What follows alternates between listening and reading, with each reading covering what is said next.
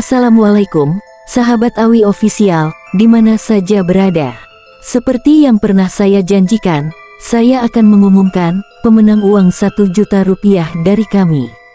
Yaitu jatuh pada pemilik channel, Cermin 75. Selamat Anda telah terpilih sebagai pemenang uang tersebut. Dan saya ucapkan terima kasih kepada semuanya yang telah mendukung channel ini. Semoga di tahun yang baru ini kita semua bisa mendapatkan apa yang kita impikan. Amin. Pada kesempatan kali ini saya akan menyuguhkan sebuah cerita tentang mustika ular hitam yang katanya bisa menyembuhkan segala macam penyakit. Yuk, kita langsung aja ke ceritanya. Di sebuah desa terpencil bernama Sukaraja, tersembunyi legenda tentang mustika ular hitam. Konon, mustika itu memiliki kekuatan luar biasa, dapat menyembuhkan segala penyakit dan memberikan kekayaan melimpah. Namun, mustika itu dijaga oleh seekor ular hitam raksasa bernama Kala yang sangat ditakuti penduduk. Suatu hari, seorang pemuda bernama Damar, yang dikenal pemberani namun miskin, mendengar kabar bahwa mustika itu bisa menyembuhkan ibunya yang sedang sakit keras. Dengan tekad kuat, Damar memutuskan untuk mencari mustika tersebut. Damar berbicara pada sahabatnya, Ardi. Ardi, aku harus mendapatkan mustika itu. Ibu semakin lemah setiap hari. Jika aku tidak bertindak, aku akan menyesal seumur hidupku. Damar, kau tahu itu berbahaya. Kala tidak akan membiarkanmu mengambil mustika itu begitu saja. Banyak orang telah mencoba dan tak pernah kembali. Aku tahu risikonya. Tapi aku tidak bisa hanya duduk diam. Kau mau ikut atau tidak? Setelah ragu sejenak, Ardi mengangguk. Baiklah, aku ikut. Tapi kita harus berhati-hati. Damar dan Ardi memulai perjalanan mereka ke Gunung Hutan Loka, tempat Goa Kala berada. Di perjalanan, mereka bertemu seorang perempuan tua misterius bernama Nyai Sari. Lalu perempuan itu bertanya kepada Ardi dan Damar. Kalian mau ke Gunung Hutan Loka? Apa kalian tidak takut dengan Kala? Perempuan itu bertanya seperti yang sudah tahu tujuan Damar dan Ardi. Lalu Ardi pun menjawab, iya kami mau ke hutan Lokane, jawab Damar. Kami akan mencari mustika ular hitam. Aku harus menyelamatkan ibuku. Nyai Sari memandang Damar dengan tajam, lalu tersenyum samar. Jika itu yang kau cari, ingat satu hal, jangan mengandalkan kekuatan fisikmu.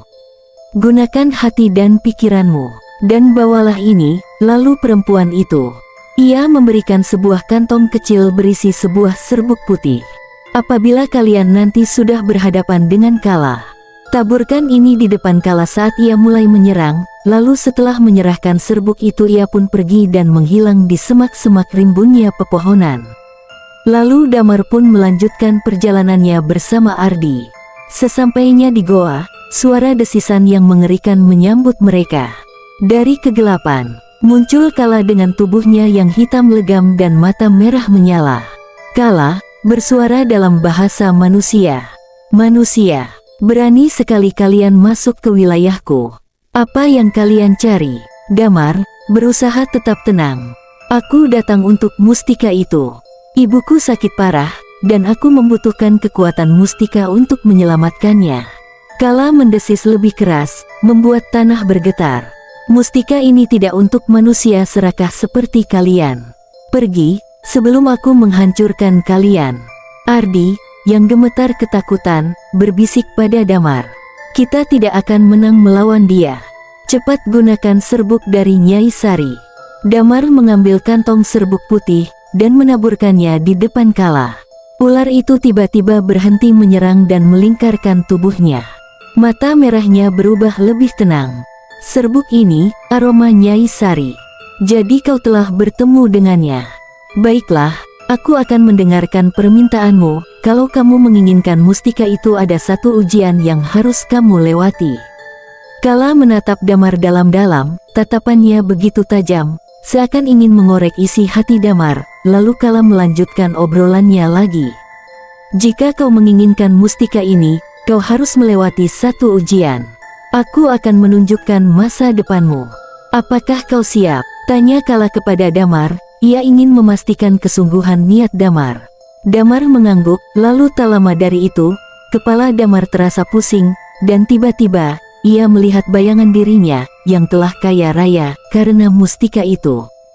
Tetapi ia menjadi orang yang sombong dan arogan, sehingga ia melupakan ibunya dan keluarganya. Ia menjadi tamak, bahkan dengan kekuatan mustika itu, ia ingin menghancurkan desa tersebut, untuk kekayaannya. Dan setelah Damar sadar kembali dan bayangan itu menghilang, Kala melanjutkan pembicaraannya lagi. Itulah takdir yang kau jalani jika kau salah menggunakan mustika ini. Apakah kau masih ingin memilikinya?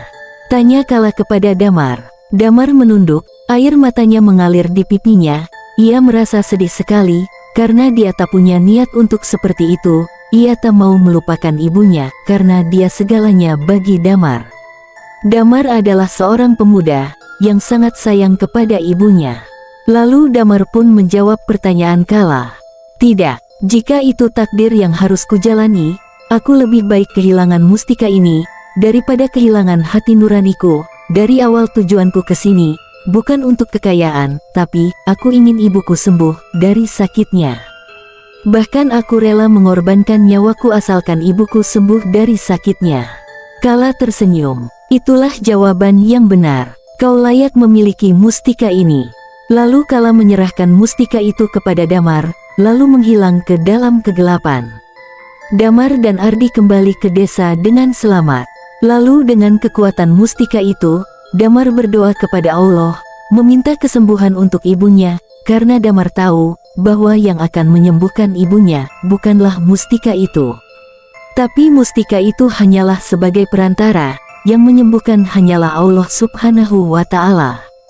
Karena Allah pula yang memiliki kekuatan dari mustika itu. Dan dengan izin Allah ibunya pun sembuh dari sakitnya.